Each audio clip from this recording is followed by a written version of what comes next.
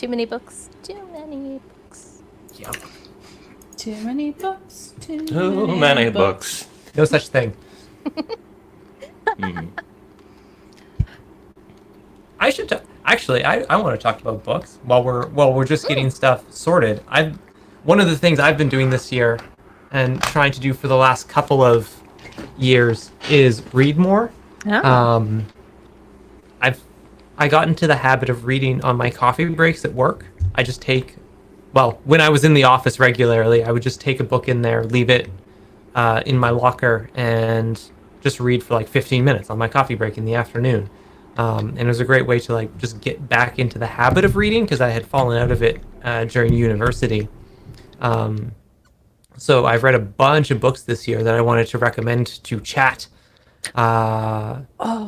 I'm going to recommend N.K. Jemisin's Broken Earth trilogy because I just finished The Stone Sky on like the first day of Desert Bus in the morning. As it's like I need to relax. I'm going to sit and read for an hour to crank it out. And that series is absolutely amazing. It's if you need a synopsis, it's fantasy written by a geology nerd, and it's great. Absolutely fantastic. I also read Mexican Gothic by Silvia Moreno Garcia, who's a writer out of Vancouver, I believe. It is a Gothic horror novel set in 1950s Mexico.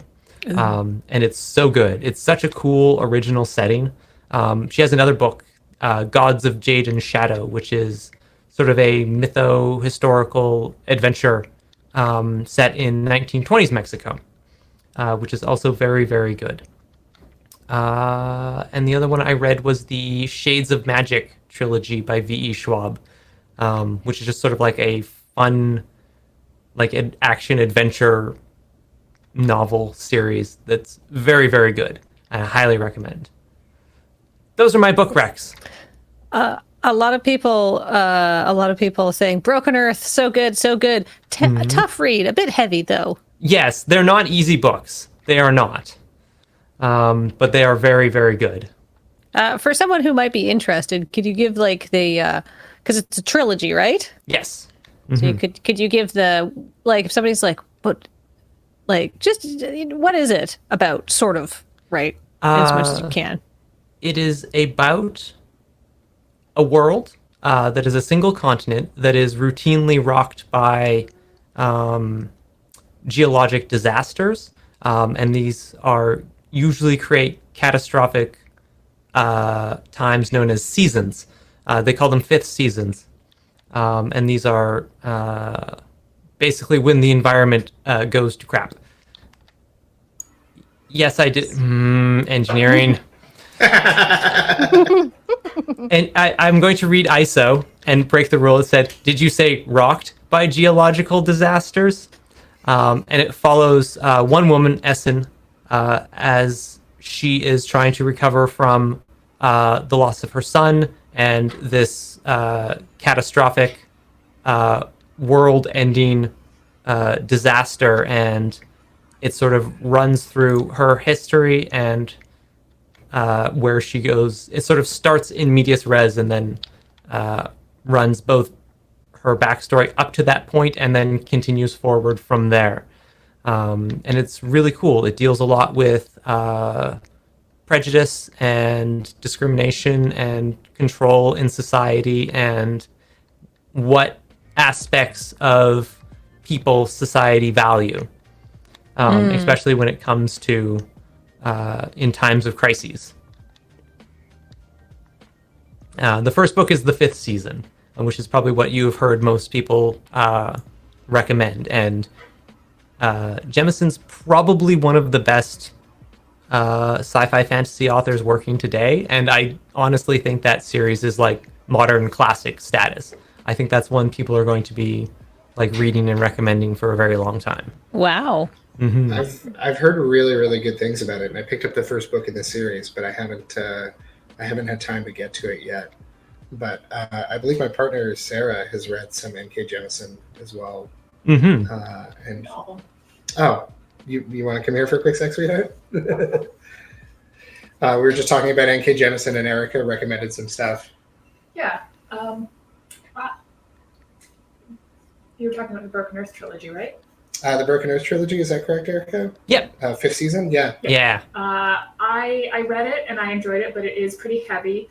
I did really enjoy the 100,000 Kingdoms, which is her earlier trilogy, which is more just a, I don't know, fantasy political drama is the best way I would put it. Yeah. There are gods and magic, and it still has some dark themes to it, but it's not as relentlessly heavy as the Broken Earth trilogy. Yep. My favorite part of that trilogy is actually a novella that comes after the trilogy that I can't say anything about because its very existence is spoilers for something that happens in the third book. So, Okay. Wow. but yeah, I love N.K. Jemisin. She writes really interesting fantasy worlds. I've been reading fantasy for my entire life and I love it, but I get really tired of reading the same Tolkien references over and over again. And so having fantasy that is in just such a distinct world is really nice. Mm-hmm. That's awesome. Thank you so much, Peter. Thank you. And then in the opening intro, some people pointed out the book I had there is actually the next one on my list, which I'm very excited to read. It's Gideon the Ninth. Yes. I will give chat the one sentence pitch that was given to me that completely sold me on the series, which is that it is about lesbian necromancers in space. And I am now completely sold on this series. I will read all 3 books. I'm done. I highly, highly, highly recommend, and this is one of the only times I recommend it, even though I am a voice actor, I like to read the book, but the audiobooks are perfectly performed. Ooh. Perfectly. Nice. I cannot recommend the audiobook enough. I'm not recommending it over the book, but if you are an audiobook person, they are so well done. And the fact that the 3rd book isn't coming out until 2022 wounds me. Yep. The Locked Tomb trilogy. Yep. Oh, and also I can recommend the Nevernight trilogy if you like things in that vein, Erica. The Nevernight. Yes. Nice. Basically, lesbian necromancer in space is my dream job. So it's like, yeah, sure. Yep. Sign me on. Yes. How could I one-shot the Neverwinter Night? Bisexual assassins tromper out the corpse of a dead god. Oh, dang. Okay. Yep. I'm in. Yeah. Yep. Good stuff. Legit.